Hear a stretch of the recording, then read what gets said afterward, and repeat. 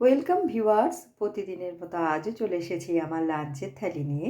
আজকে লাঞ্চে নিয়েছি সাদা ভাত, নিয়েছি পেঁয়াজ ও টমেটো স্যালাড হিসেবে।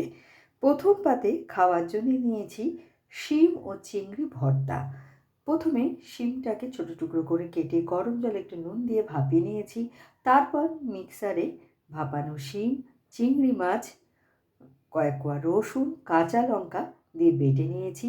এবার কড়াইয়ে তেলে কালো জিরে ও শুকনো লঙ্কা ফোড়ন দিয়ে বাটা শিমটাকে দিয়ে নুন, হলুদ, সামান্য মিষ্টি দিয়ে আমি এটা তৈরি করেছি।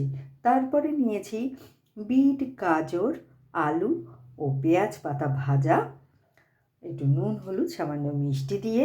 তার সাথে খাওয়ার জন্য নিয়েছি ডাল, যেটা আমি উচ্ছে দিয়ে রান্না করেছি। ফোড়নে দিয়েছি 5 ফোড়ন ও শুকনো লঙ্কা। নিয়েছি রুই মাছের একটা ঝোল।